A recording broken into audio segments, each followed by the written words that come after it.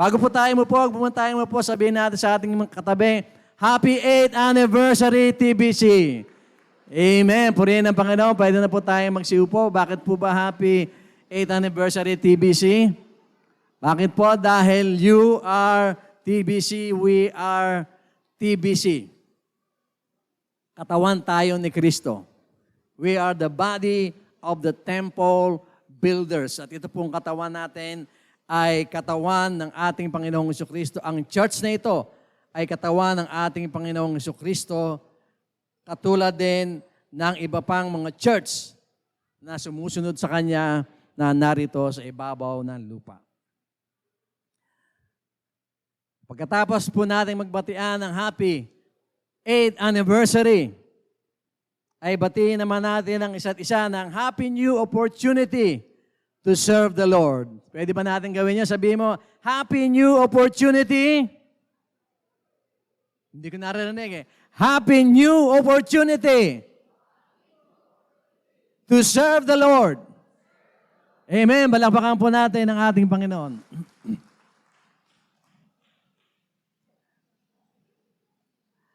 Maaaring nung nakaraang taon, mga kapatid, ay may mga karanasan tayo sa paglilingkod, tulad ng pagsamba at iba pa, na para bagang nabibigatan tayo. O kaya ay nagdudulot ng kalungkutan sa atin ang paglilingkod. And attending the church being one of our ministries ay ganun din. May mga pagkakataon na bigat yung katawan mo, parang burden sa iyo ang pumunta sa church. Itong taon na to, sa panibagong sigla natin sa Panginoon, ay aalisin na po natin yun. Yung ating mga kalungkutan o kabigatan sa ministry ay marami pong dahilan. Ang dahilan nito ay ang mga frustration natin at failure sa paglilingkod o kaya ay dahil sa ating na ring pagkukulang. Personally, bilang mga lingkod ng Panginoon o kawalan ng sincerity o commitment ng iba. Yan po ang ilan sa mga nagbibigay ng kalungkutan sa atin sa ating paglilingkod sa Panginoon. Pero, ngayon pong 2024, ay dapat tayong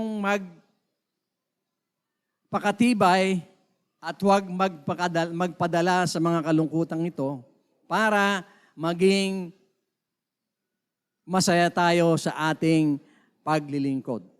Para tayo ay magkaroon ng kagalakan sa ating paglilingkod. Kung tatanungin po ang bawat isa sa atin, ano po ba ang tamang attitude na gustong makita sa atin ng Diyos kapag tayo ay naglilingkod? Ano po sa palagay ninyo? At ano po ang kahalagahan nito? Huwag po natin kalilimutan ang sinasabi sa Biblia, kapag merong 2 o 3 na nagkakatipon sa pangalan ng ating Panginoon, siya ay nasa kalagitnaan nila. Kung ang Panginoon ay kasama natin, pag nananalangin tayo, 2 o 3 or even more, ano pa kaya ang klase ng presensya ng Panginoon kapag tayo ay nagkakasama na ganito? And you know, when we go to the church service, kaya po ang tawag natin dito service eh. Kasi when we go to church, we are doing service to the Lord. We are not doing service to ourselves. Ang unang-unang dahilan bakit tayo nagpupunta rito ay si Lord. Kaya nga pagka tayo ay magsa-church o gagawa ng ating ministry, ay sinisikap natin na ma-overcome yung mga physical and other hindrances para tayo ay makasamba sa Panginoon, para tayo ay makapaglingkod sa Panginoon. I know sometimes serving the Lord can be tough. Especially pag meron tayong mga frustration, meron tayong mga disappointments sa ating paglilingkod sa Panginoon. Of course, we're not disappointed about God. But sometimes we are disappointed by what we see around us. And sometimes we are disappointed because of our own circumstances, our own experiences. At ito po yung ginagamit ng kaaway para bulagin tayo. Para yung telon ng kagalakan ay palitan niya ng telon ng kadiliman para alisin ang ating kagalakan sa ating paglilingkod sa Panginoon. Every year in our lives is a challenge that comes from the Lord. Hindi tayo binigyan ng Panginoon ng 2024. At sinabi ng Panginoon, "My dear sons and daughters, I give you this year, 2024, for nothing." Di ba, nung celebration ng bagong taon, ng medianoche, maraming masaya. Hindi ko lang alam kung masaya tayo dahil may putukan o dahil may pagkain tayo. Kasi yung putukan, yung pagkain, reflection lang dapat yon ng nasa kalooban natin. Reflection ng kagalakan dahil nakaraos tayo sa tulong ng Panginoon sa nakaraang taon, 2023, at ngayong 2024, bagong taon na naman ang binigay sa atin ng Panginoon. At yung kagalakan na yun, mga kapatid, it shouldn't be material. It's not because of material things. Kung hindi, naghahanda tayo, nagkakasiyahan tayo dahil sa Panginoon. Yun po yung essence ng bagong taon eh. Kasi kung wala ang Panginoon, sino sa atin na magkakaroon ng additional 1 minute or a second in his life? Kung wala ang Diyos, who will extend our lives? Wala, hindi ba? Kasi ang buhay po natin ay hiram lamang natin sa Panginoon. Kaya, mga kapatid, dapat sa umagang ito ay maunawaan natin ang kahalagahan ng paglilingkod sa Diyos ng may kagalakan. Sino sa inyo ang pumunta ngayong umagang dito masayang-masaya? Amen! Murihin ang Panginoon. I suppose hindi kayo pupunta rito kung hindi kayo masaya. Di po ba? Yun nga ang dahilan, pag frustrated tayo because of what is happening in our lives, minsan, dahil sa kalungkutan natin, we don't come to church. We don't do our ministries at all. Kasi nga dahil sa kalungkutan na yan. Pero dahil nandito kayo, maybe some of us were struggling. Pupunta ba ako o hindi? Pupunta ba ako o hindi? Di ba? Maring iba sa inyo, kumuha pa ng bulaklak. Shall I go to church or not? Shall I go to church or not? Di ba? And then finally, we find ourselves here together. Tagumpay po tayo, mga kapatid. Palakpakan po natin ang Panginoon. Alam niyo po kasi sa Panginoon, pag sinabing kagalak, it's not always yung nakangiti ka o naglulundag ka sa kasiyahan. Kung hindi, kung minsan kahit walang nababanaag sa'yo, ay yung kagalakan ay nasa loob ng puso mo. Di po ba lalo pag mabigat na mabigat ang inyong pakiramdam, pag pumunta ka sa church, sigurado pagkatapos mong kumanta, napansin mo ba kapatid, na wala na lahat ng kabigatan mo? At sabi mo sa sarili mo, buti na lang. Nag-church ako kanina nung pumasok ako dito sa church. Samba ko lang aking mukha, isamba ko lang aking puso. Pero paglabas ko ng church, na-revive ako, binuhay ako ng Panginoon. So importante po mga kapatid, na kung sa nakaraang taon ay meron po tayong mga frustrations na nagiging dahilan para hindi tayo maglingkod na may kagalakan sa Panginoon. This year, God is challenging us na maglingkod tayo sa Kanya ng may kagalakan. Amen po ba? Palakpakan natin ng Panginoon. Sabi mo sa katabi mo, maglingkod ka ng may kagalakan. Kung hindi siya nakangiti, sabi mo, smile ka naman. Oh, sige nga, tignan ko nga, smile naman kayo. Yun, marunong pala smile. Alam niyo, ako, weakness ko rin yan eh. Kung minsan, pagka may iniisip ako, alam niyo, marami tayong iniisip. ang mukha ko ay isang bakol. Maraming naapektuhan eh. It's some sort of thing na kailangan nating ma-develop yung ipakita natin yung kagalakan natin sa ating puso. Kahit na konting, even a little spark of joy na meron tayo sa ating puso, ay dapat mag-radiate sa ating mga mukha, sa ating mga kilos. Yung kagalakan na yun. So ano po ba ang kahalagahan ng paglilingkod na may kagalakan sa Diyos? Sabi po sa Salmo 100, verse 2 ay sabi ay ganito, paglingkuran ninyo ng may kagalakan ng Panginoon, lumapit kayo sa Kanya na umaawit sa tuwa. Ang sabi ni Haring David. Paano po ba natin gagawin na tayo ay maglingkod sa Diyos ng may kagalakan? Na lumapit sa Kanya na may kasayahan. Ang sabi pa nga rito, na umaawit sa tuwa. Alam niyo, yung ating worship is very close to God's heart. Kaya si Haring David, ang sabi ng Panginoon, David, a man after my own heart. Kasi si David ay mahilig umawit. Kaya kung tawagin siya ay psalmist. Kasi itong si David, bukod sa siya ay tawag dito ay ginamit ng Panginoon na may gift siya na galing sa Panginoon na pag siya ay umawit, kapag siya ay tumugtog, naglalayasan ang mga demonyo.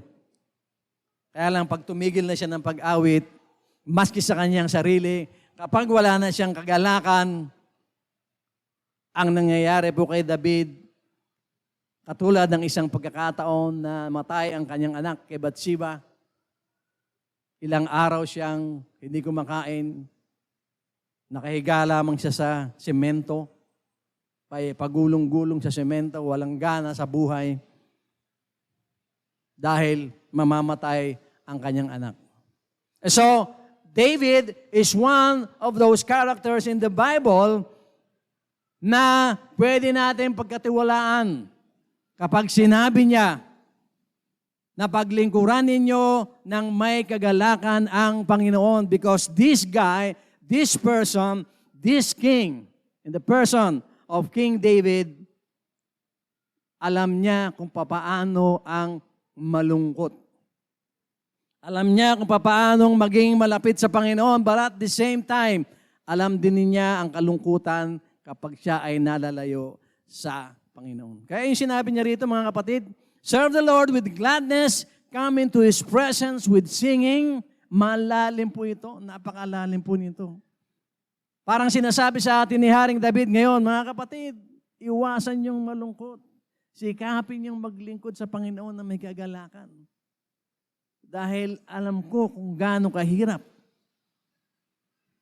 kapag puno ang puso ng isang tao ng kalungkutan at nawawala na ng kagalakan sa Panginoon. Alam ni Haring David yun. Hindi si Haring David ay hindi isang tao na he wasn't born with a silver spoon, hindi siya pinanganak na mayaman. Naranasan niya ang lahat ng dapat maranasan ng isang tao, maging sa kalungkutan, maging sa panahon ng takot. Kung tayo, mga kapatid, ay nakakaranas ng takot, lalo si Haring David.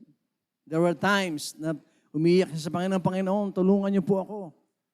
Bakit po? Dahil lahat ng bansa ay kaaway niya, katulad po nangyayari ngayon sa Israel. Napakaraming bansa ang kalaban nila ngayon. Si Haring David, ganun din. Alam niya yung takot na yun. And together with that fear is the loneliness na naranasan niya. Kasi alam niyo, pag kayo ay hari, kayo ang presidente,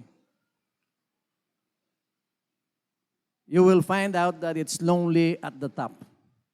Alam niyo, madalas nating marinig yun, tayong mga tao na it's lonely at the top. Hindi natin masyadong mag-gets yun. Pero once na tayo nakaranas na tayo ay magkaroon ng mataas na posisyon sa gobyerno, sa community, or even in your jobs, Pagka ikaw ay nagdidesisyon na, kapag ikaw ay director na, kapag ikaw ay manager na, kapag ikaw ay presidente na ng company, you will find out that it's lonely at the top. Dahil lahat ng problema ay nasa iyo. At malulungkot ka. Kaya alam na alam ni Haring David yung sinasabi niya, paglingkuran ninyo ng may kagalakan ng Panginoon, lumapit kayo sa Kanya na umaawit sa tuwa. Medyo namimiss ko yung times when we were doing concerts. Natandaan niyo po ba? Nakalimang concert po tayo. Talaga namang doon natin na-enjoy yung moment ng kagalakan sa Panginoon na may awitan, na may sayawan, but all in the name of the Lord. So, mga kapatid, narito po ang ilang kahalagahan ng paglilingkod sa Panginoon na ating tutunghayan ngayong umaga at pinapaalam po ito sa atin ng Panginoon. Paano po tayo magkakaroon ng kagalakan sa paglilingkod sa ating Panginoon? Sinasabi po sa atin ng Biblia, number 1, or bakit natin kailangan magkaroon ng kagalakan sa paglilingkod sa Panginoon? Sometimes it's a big question. Ang tagal mo na sa ministry, ang tagal mo na sa church, tapos naiisip mo, parang hindi ako masaya. Bakit ko ba kailangang maging masaya sa aking ministry, sa aking paglilingkod, sa aking pagsamba? Number 1, sinasabi po sa atin ng Biblia, dahil ikinagagalak din ito ng Diyos para sa atin. Gusto ng Diyos na magalak tayo sa paglilingkod sa Kanya dahil hindi siya natutuwa pag hindi tayo nagagalak sa paglilingkod natin sa Kanya at nagagalak naman siya kasama ang mga anghel sa langit kapag nagagalak tayo sa ating paglilingkod sa Diyos. So remember that. Kapag may kagalakan ka sa puso mo, sa paglilingkod mo sa Diyos, whether it be attending the church or doing your ministry, may kagalakan ang Panginoon. If I were you, the next Sunday, ano na natin yun? Tawag dito, pangarapin na natin yun. Pupunta ako sa church sa Sunday kasi bibigyan ko ng kagalakan si Lord. Isipin ninyo, ang pinakamayayamang tao sa mundo, hindi nila kayang bigyan ng kagalakan ng Panginoon. Pero tayo, na maliit sa mata ng sanlibutan,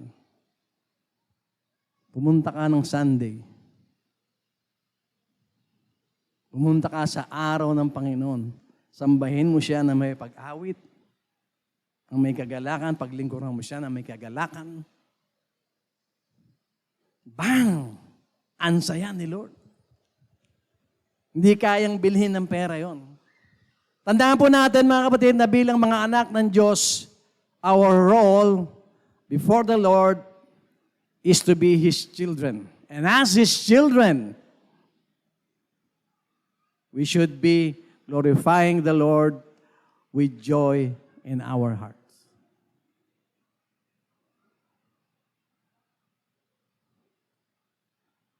Ba't hindi kayo nakangiti? Tignan mo yung katabi mo. Sabihin mo, ngumiti ka naman. Nagagala ka ba sa pakikinig ng salita ng Panginoon? So sabi, rejoice in the Lord and be glad, you righteous. Sing all you who are upright in the heart. Sabi ng psalmist, nagagalak ang Panginoon sa ating kagalakan dahil naipapatotoo natin na mabuti ang maglingkod sa Diyos. Tama po ba? How can other people worship God and serve God kung nakikita nila sa iyo na hindi ka naman natutuwa sa paglilingkod mo sa Panginoon? Or there are many ways para makita ng isang tao ay natutuwa sa Panginoon. If you're coming every Sunday, if you are coming to church more often than not, if you are serving the Lord for a very, very long time now, ibig sabihin, masaya ka sa paglilingkod mo sa Panginoon. Di po ba? Yun ang ibig sabihin nun. But even more than that, i-push pa natin yung kagalakan. Let's show it for others to see. Dahil kung makikita ng mga tao na masaya tayo sa ating paglilingkod, may isip nila na mabuti ang sumunod sa Diyos. I remember, meron po tayong kapatid dito noon na napakatagal na. Siya po ay mahirap na babae. Minsan natanong siya ng kanyang kapitbahay, bakit ba lagi kang masaya? Wala ka naman pera. Diretso po yun, natanong ito. Straightforward, kasi mga magkukumari. Kasi hindi maintindihan ng kanyang kapitbahay na merong pera, kung bakit yung maliit na babae na yon na wala naman pera, masaya. When she has the wealth, pero wala siyang kagalakan.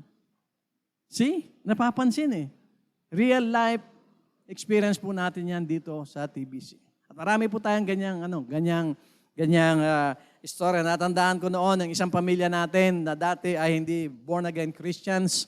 Kung sila ay naging born-again Christians, makikita ng kapitbahay, umagang-umaga, nakabihis yung pamilya. Tapos kung minsan babalik, kinahaponan, nakabihis na naman yung pamilya. Saan kayo pupunta? Sa church. And then sa gabi, nakikita nila. Tuwing Sunday, nakikita nila yun. Magtataka yung mga tao. Ano bang meron dyan sa pinupuntahan nila at punta sila ng punta? Kinakabahan na kami sa kanila, baka lumampas sila sa langit. Hindi po ba?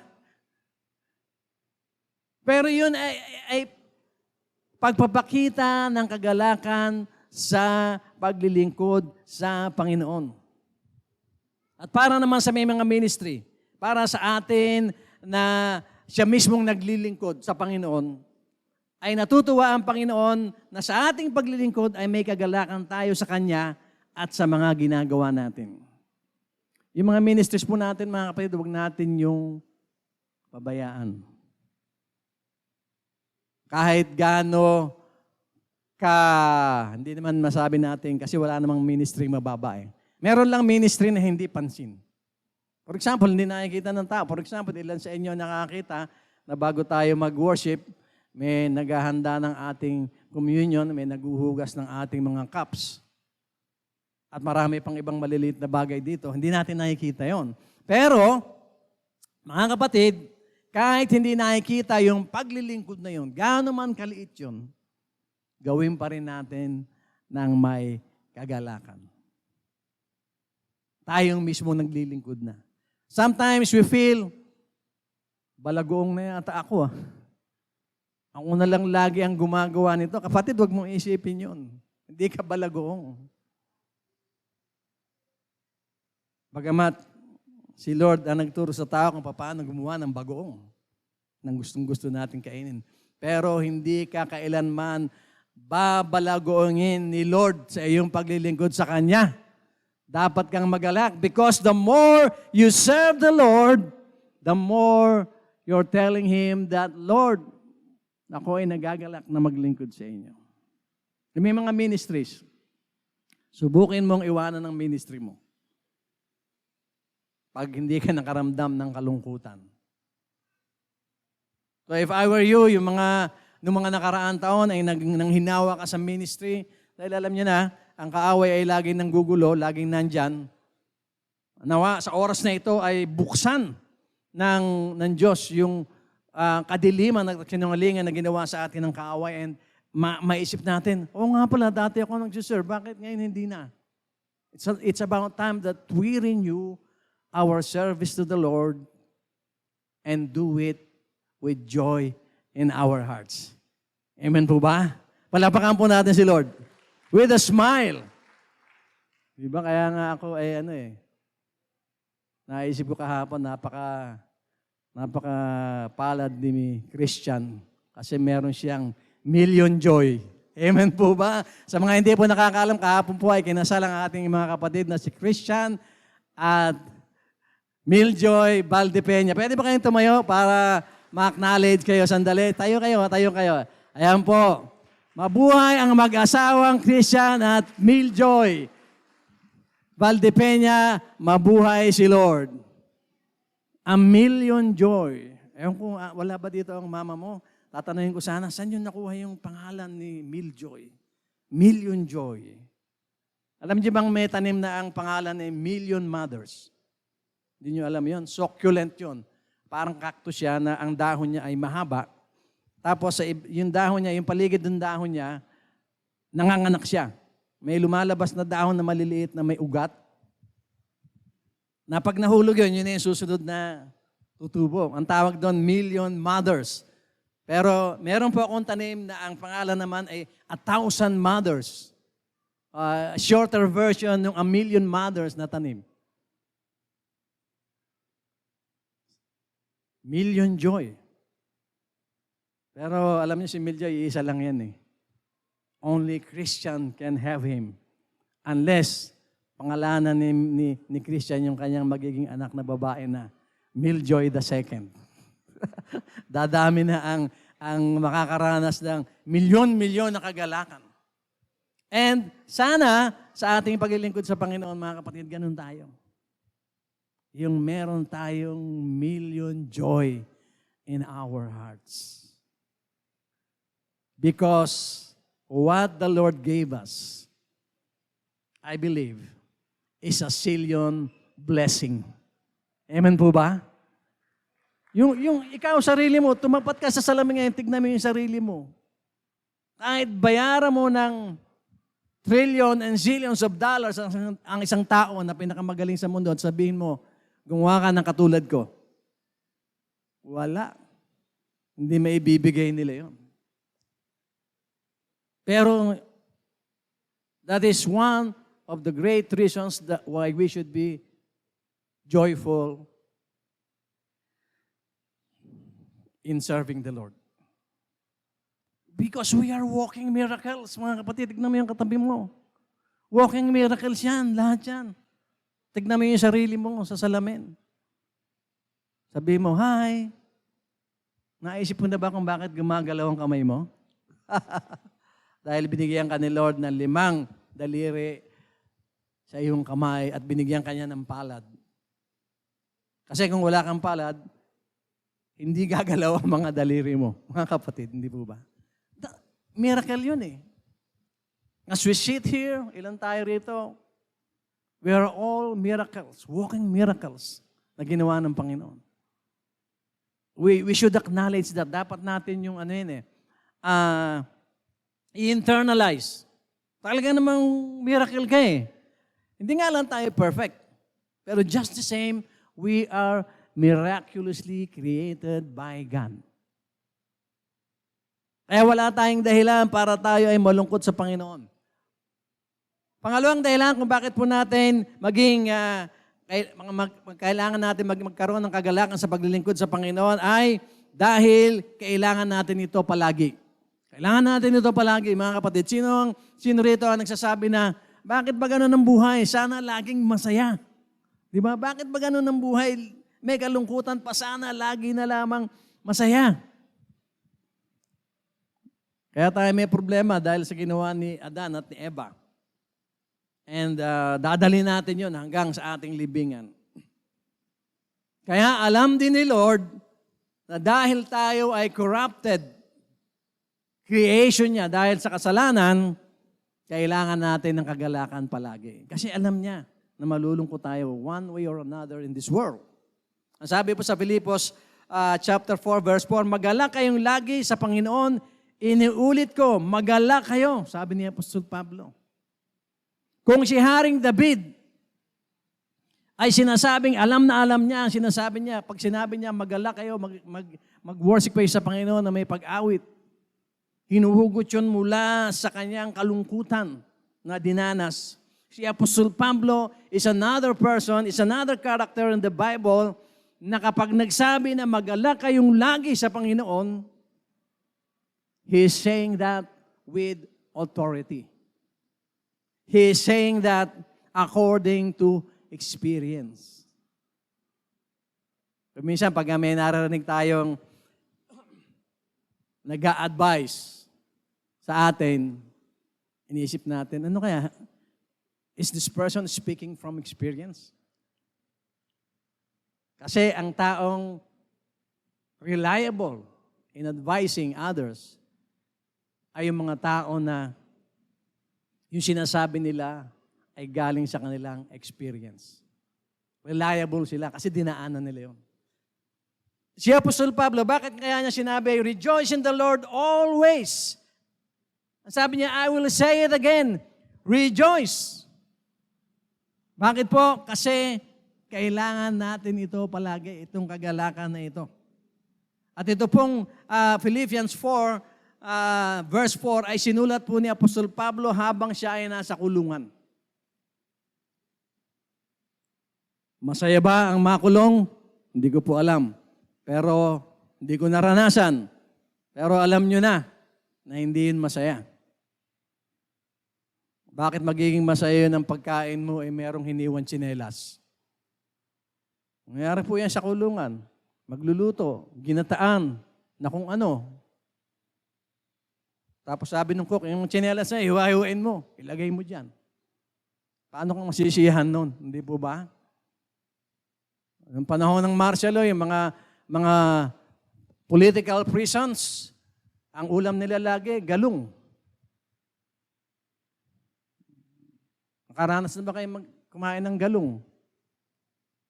Ba't hindi galunggong? Kasi ang ulam nila lagi, nagkakain sila kalahating galunggong lang. Kaya galong. Masisiyahan ka ba na everyday ang ulam mo, pritong galong? Bukas, pritong gung. Di ba? Sa susunod na araw, pinaksiw na galong. Sa susunod na araw, adobong gung. Hindi ka masisihan doon. At si Apostol Pablo, higit pa doon ang naranasan niya. Tingnan niyo po mga kapatid, yung kanyang karanasan, may kita po natin ito sa 2 Korinto, chapter 6, verse 4 hanggang 6. Ang sabi po ay ganito, ito po yung experience ni Pablo. Ang sabi niya, sa lahat ng aming ginagawa, si Apostol Pablo at ang iba pang mga apostol, sinisikap naming ipakita na kami ay totoong mga lingkod ng Diyos. Tinitiis namin anumang hirap, pasakit at kagipitan. Nakaranas kami ng pambubugbog, pagkakakulong, at panggugulo ng mga tao. Nagsikap kami ng gusto. At kung minsan ay wala pang tulog at wala ring pagkain. At kung minsan ay wala ring tulog at wala pang galong. Sabi ni Apostol Pablo. At kung minsan ay walang tulog at wala pang gung. Walang makain eh. At minsan ay wala pang tulog at wala ring pagkain.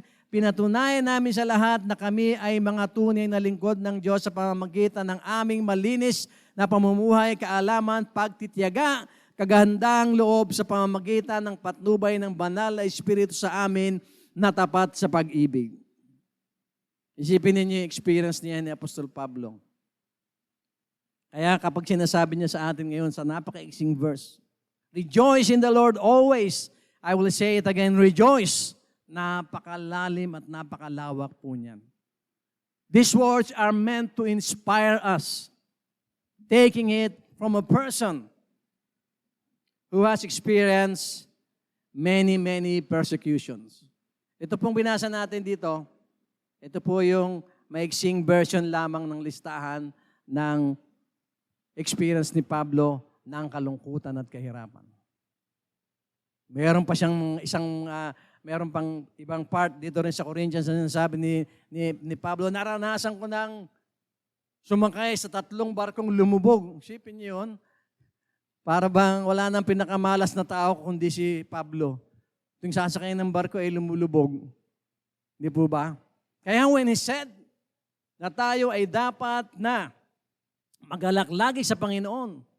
At sabi niya, inuulit ko, magalak kayo. Sabi niya, ano bang ibig sabihin nung inuulit ko, magalak kayo? Ibig niya sabihin doon, maniwala kayo sa akin.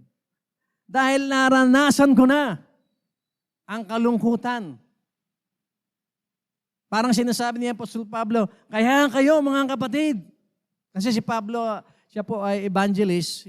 Lagi siyang nasa malalayong lugar. And lahat ng mga church na natayo niya, of course, tapos niya itayo, iiwanan niya, mayroong mag-take over doon. Parang sinasabi ni Apostol Pablo, magalang kayo mga kapatid. Kasi hindi nyo kailangan sumakay sa barko na lulubog. Hindi nyo kailangan magutom dahil sa inyong pananampalataya. Hindi nyo kailangan makulong dahil sa inyong pananampalataya. Hindi nyo kailangan masaktan physically dahil sa inyong pananampalataya. So rejoice in the Lord, sabi niya. Always. Parang sinasabi ni Apostol Pablo, huwag nyo nang hintayin na maging katulad ko kayo at saka nyo maiisip, sayang yung mga panahon na ginugol ko kay Lord noon na hindi ako masaya. Ganito pala kahirap ang kalungkutan kapag ikaw ay nasa kalungkutan. Lalo na kung ikaw ay may kalungkutan sa paglilingkod sa Panginoon. Meron po tayong mga challenges. Merong ginagawa ang kaaway para malungkot tayo sa paglilingkod.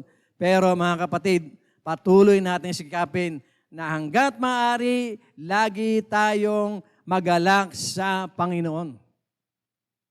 Kailangan natin ito mga kapatid. Kung hindi man perfectly, because no one is perfect, kung nung 2023, sabihin na natin na sa scale na 1 to 100, 1 being the lowest, 100 being the highest. Ang kagalakan mo sa Panginoon noon ay 50. Dagdagan mo ngayon, kapatid. Gawin mo ng 75. Amen po ba? Amen po ba? Dapat di kayo pumalakpak. Kasi 75 lang yun eh. Sana sinabi niya, Pastor, pwede bang 80? Di ba? Nawa, every time na makita tayo ng Panginoon sa paglilingkod natin sa Kanya, ang sabi niya sa atin, ang grade mo ngayong araw na ito ay 80. Ayaw na ni Lord ng 50, mga kapatid. Ayaw niya nung yung malahininga. Alam niyo yung malahininga? Yung hindi man mainit, hindi malamig, that's 50%. Pero yung 75, mainit-init na yon. Di ba? Mainit-init na yung kagalakan na yon. Yun ang gusto ni Lord. E dagdagan pa natin ng another 5% para maging 80. Sabi ni Lord, okay na okay yan. Kasi, kapag ganoon ang gagawin natin ngayong taon na ito, mga kapatid, ay madadagdagan yung ating kagalakan. Hindi man palaging-palagi. Kasi alam niyo kapag nag-a-advise tayo, kahit sino sa atin, mga magulang, pag nag-advise tayo sa mga anak natin, hindi natin sinasabi na, anak, ito lang ang abutin mo. Ang sinasabi natin, anak, pagsikapang mong abot, yung kaya mong abutin. Which is the best na kung gusto natin na mangyari. Ganon din ang mga apostol. Bakit sasabihin ni Apostol Pablo na magalang kayo lagi? Alam naman niyang hindi mangyayari yun eh. Kasi perfection na yun eh. Pero sinasabi niya, ito yung maging goal ninyo, mga kapatid. Kasi maniwala kayo sa akin, sabi ni Apostol Pablo, habang siya ay nasa kulungan, habang siguro siya ay nangangati, habang siya ay walang makain at kung minsan ay gung at galong ang kanyang pagkain. Sinasabi niya, from experience, coming from the heart. Kasi pag naghihirap ka, nararamdaman mo kung ano yung saya nung kasaganaan. Di po ba? Kapag nalulungkot ka, naaalala mo yung kasiyahan ng kagalakan. Kasi na-experience mo yung kabaligtaran niya nagawa ng kaaway. Kaya tinuturo sa atin ni Apostol Pablo na kailangan nating magalak sa ating paglilingkod sa ating Panginoon dahil kailangan natin ito palagi. In terms of serving the Lord, dito sa church, sa ating church, paglingkuran natin ang ating Panginoon ng may buong kagalakan. Sikapin natin na lagi. Hindi natin maabot yun, pero as I've said, sana itong taon na ito maging 80 ang grade natin kay Lord sa kagalakan sa Kanya.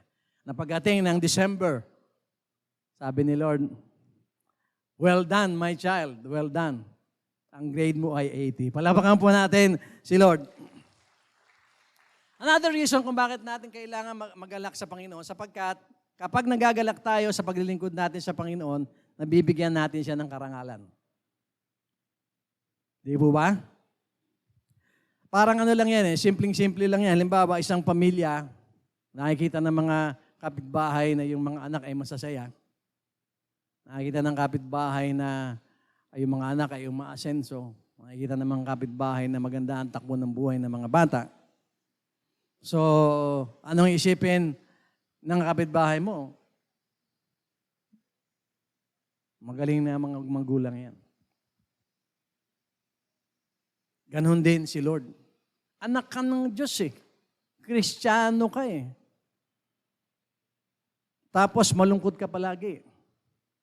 Where is honor in that? Sa'yo pa lang wala ng honor. Lalo nang walang honor yun kay Lord. Ang sabi po sa pahayag 4:11 ay ganito, karapat-dapat po kayo, Panginoon naming Diyos, na tumanggap ng parangal, papuri at kapangyarihan dahil kayo ang lumikha ng lahat ng bagay at ginawa ninyo ang mga ito ayon sa inyong kagustuhan. Ang kagalakan natin at sa paglilingkod ay nagpapatunay ng pag-ibig natin sa Diyos. And ang isang ama, katulad ng ating Diyos, kapag alam niya na minamahal siya ng kanyang anak, isang kagalakan sa kanya yun, isang karangalan sa kanya yun. Lalong-lalo na kapag nakikita ng mga tao na iniibig siya ng kanyang anak. Ang Diyos natin ay meron ding emosyon, mga kapatid. Napansin niyo ba? Kaya kung hindi tayo masaya sa paglilingkod sa Kanya, malungkot din ang Panginoon para sa atin. Dahil bilang anak, ang gusto niya ay masaya ang kanyang mga, bilang ama, ang gusto niya ay masaya ang kanyang mga anak. At kung masaya ang mga anak sa paglilingkod sa isang ama, lalo na sa Diyos Ama, ay nabibigyan natin ng karangalan ang ating Diyos. Kasi nga, alam niyo bakit minsan nahihirapan tayong i-offer yung kaligtasan sa iba o yung pananampalataya sa iba. Ang sabi nila, anong meron dyan? Anong ibig sabihin doon? Magkakaroon ba ako ng kagalakan dyan sa faith ninyo? Alam ba, yung taong mukhang pera, may pera ba dyan? Kasi nagpapagalak sa kanya yung pera eh. Well, kung tutuusin, there is money in God because He is the blesser of everyone. Pero hindi yung pera ang hinahabol natin, hindi yung kagustuhan natin ang hinahabol natin sa Panginoon, kung hindi ang kagustuhan natin ay mapaglingkuran siya. At pag napaglingkuran natin siya ng may kagalakan, we give Him honor. Alam niyo, sa ating pananampalataya, tinuturuan po tayo ng Panginoon na tayo ay maging other-centered. Ano po ang ibig sabihin ng other-centered? Ang iniisip natin yung kapakanan ng iba. Kung lahat tayo, iisipin natin ang kapakanan ng ating kapatid sa pananampalataya, ikaw na nag-iisip ng kapakanan ng iyong kapwa mananampalataya, may nag-iisip din ng kapakanan mo. Ganon din, kung tayo ay magagalak sa Panginoon, nabibigyan natin ng karangalan ang ating Diyos. In conclusion, mga kapatid, kung noong 2023 ay madalas nakawin ng kaaway ang ating kagalakan sa paglilingkod, ngayong 2024 ay huwag na tayo pumayag na maagaw pa muli ng kaaway ang kagalakan natin sa paglilingkod. Huwag na po tayong pumayag, mga kapatid. Sa tulong ng Panginoon, iskapin natin laging may attitude tayo ng kagalakan sa lahat ng ginagawa natin para sa Panginoon. Magalak tayo para magalak din ang Panginoon sa atin. Alalahanin din natin na kailangan natin ang kagalakan para sa ating sarili. Palagi, hanggat maaari. At bigyan natin ng karangalan ang Diyos sa pamamagitan ng kagalakan natin na magiging kapansin-pansin sa mga nasa sanlibutan. At nawa ang kagalakan natin sa Panginoon ang maging dahilan para lumapit ang mga tao sa Kanya at maligtas, at ang kagalakan natin sa paglilingkod sa Panginoon ang maging fuel ng ating pananampalataya ngayong 2024. Purihin ang Panginoon. Palapakan po natin si Lord.